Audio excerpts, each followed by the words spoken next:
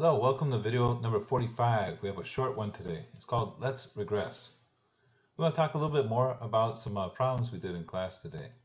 So here we have my second most favorite data in the world. We have the hamburger data. So the X variable is the fat in grams the hamburger has. Y variable is the calories. Remember my favorite data in the world? Of course, are the Chicago Bulls data. So here we go. It says find the correlation coefficient. Really, all we have to do, remember, is enter the first list in the L1, second list in the L2, and run the linear regression. If you do that, you would find that R equals 0.96. We could also find the slope and the y-intercept and all of that, but the second question just asks for the units of slope. So remember, it's the units of y divided by the units for x. So the units for y are, I almost wrote fat grams, is calories. Y variable is calories, and that would be divided by the units for the x variable, grams of fat, so grams.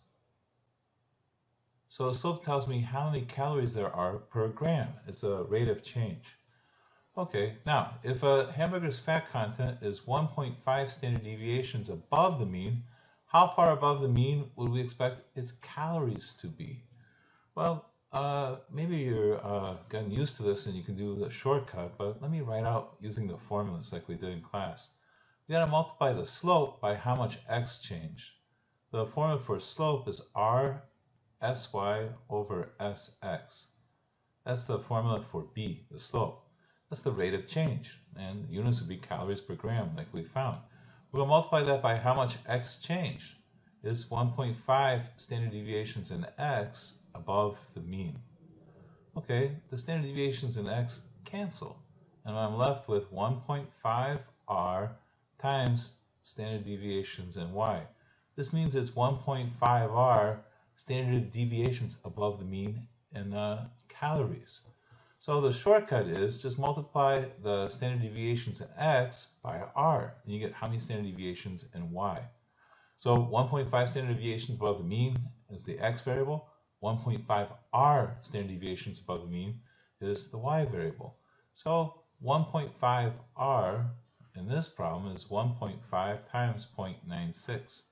0.96 is almost 1. We almost get the same change in y, but not quite. Okay, so if we multiply that, we get 1.5 times 0.96, which equals 1.44. So if the number of fat grams changes by 1.5 standard deviations, the number of number of calories will change by 1.44 standard deviations in y. Okay, so it'll be 1.44 standard deviations above the mean. Okay, if a hamburger's fat content is 2 standard deviations below the mean, how far below the mean would we expect its calories to be? We're going to take the shortcut this time. 2 standard deviations below the mean means it's 2 r standard deviations in y below the mean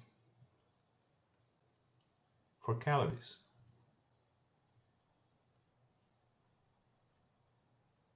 Okay, 2r. We can actually figure out what that is because r is 0.96. So 2r is 0.96 times 2, which is 1.92. And again, remember, this is standard deviations. Okay, it's called regression because unless r is 1, the change in standard deviations in y is always less than the change in standard deviations in x. Okay, so here we go. Here's a multiple choice problem. It says the correlation coefficient between high school grade point average GPA and college GPA is 0.560. So they give us R. So let me circle that. This is R right here. For a student with a high school GPA that's 2.5 standard deviations above the mean. Wow, this guy's brilliant. We would expect that the student to have a college GPA that is not 2.5 standard deviations above the mean, but 2.5 r standard deviations above the mean. So let's say 2.5 r standard deviations. If we figure out what that is, because we know what r is, 2.5 times 0.56 is,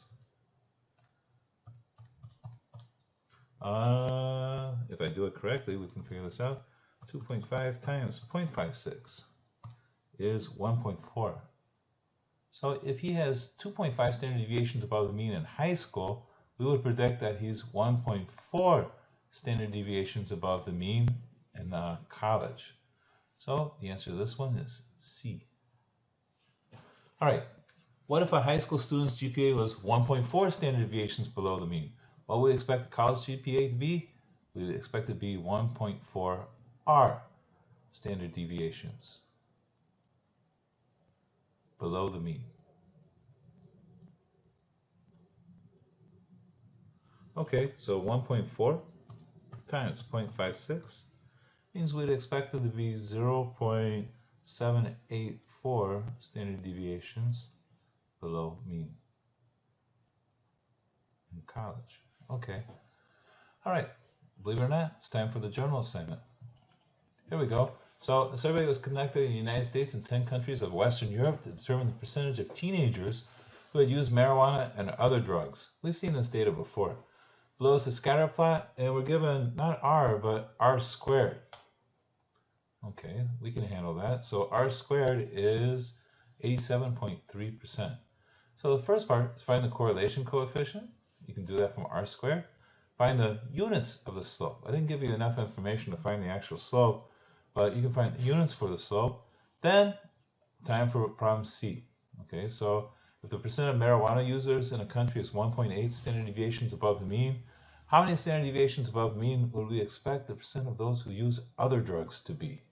All right, good luck with that. Show it to me.